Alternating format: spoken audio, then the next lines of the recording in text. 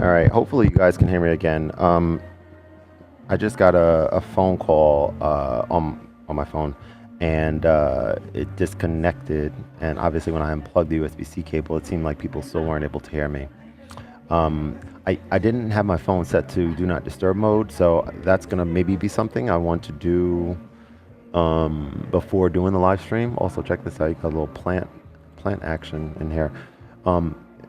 Thank you, bro. Appreciate you. And what I'm gonna do is, I forgot to do this. I kind of like this vibe here, but anyway, let's keep going. I was actually gonna just bounce, but I'm gonna spend a little bit more. I didn't like ending the live stream not on my terms, so I'm gonna spend a little bit more time making music, vibing out, and then maybe like in 20 or so minutes, I am going to go to the gym because I missed it yesterday. All right, let's go. I don't like that.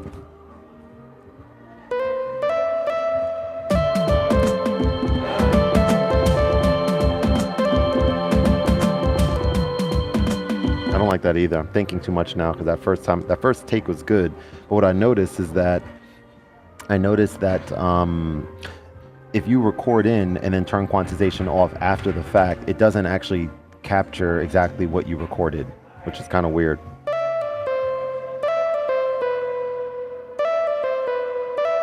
So let's actually do a little, so that.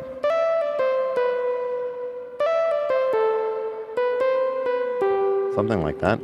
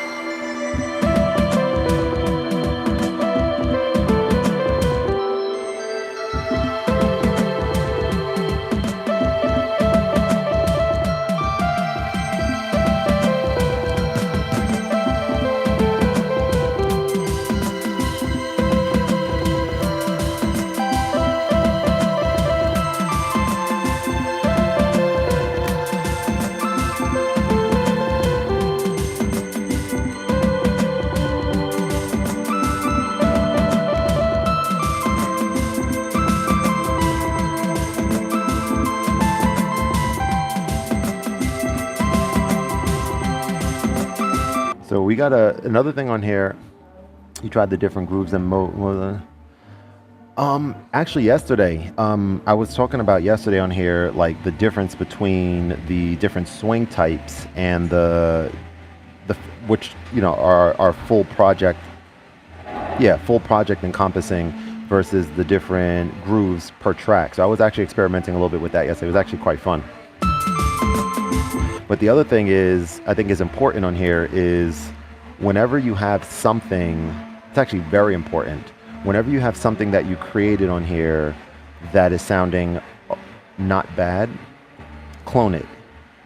So now when I make any changes, I don't have to think about, like, just basically get the snapshots going as you're building.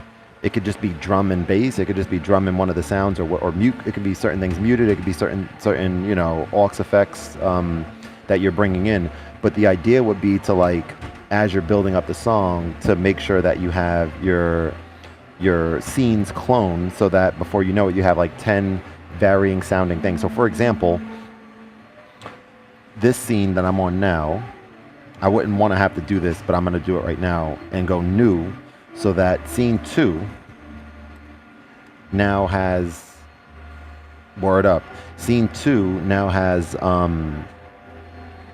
it's like backwards than the way that I should have done it, but the difference between scene 1 and scene 2 at this point is the punch-in effects that I just brought in. So for example,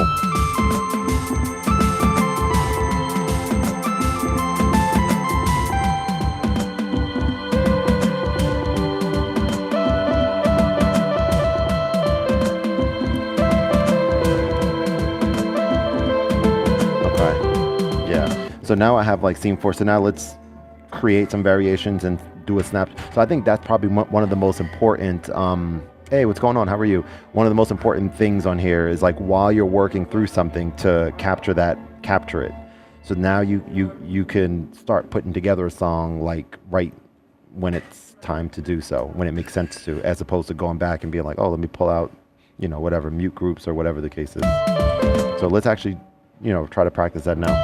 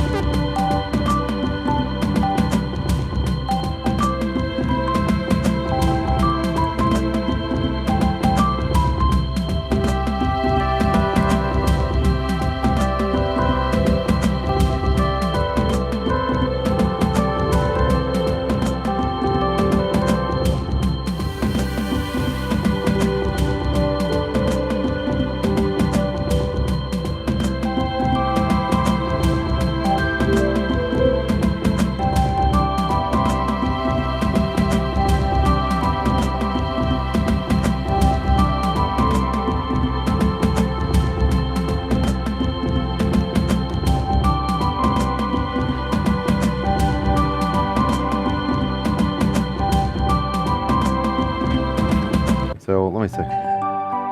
So I'm gonna delete that. Let's do. Let me see.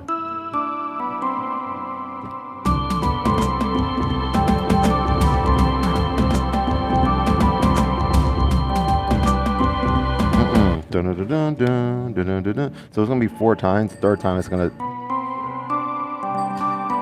just like that. Let's see.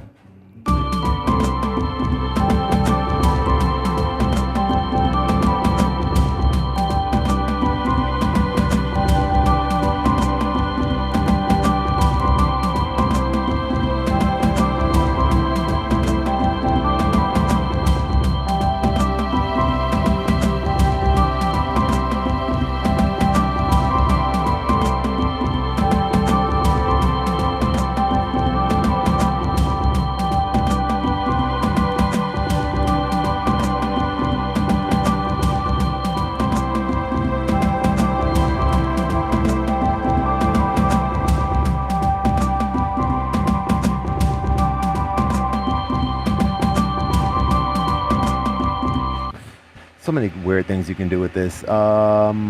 This is it analog or MIDI? I'm not sure. It does MIDI. It's digital, but it's creating the sounds right on it. But I don't think it's analog. Digital, but it's, yeah, it's like self-contained, right? All right, I have to go. I appreciate everyone joining. It's time to hit the gym. Got to get it in, and I will see you guys later. Thank you.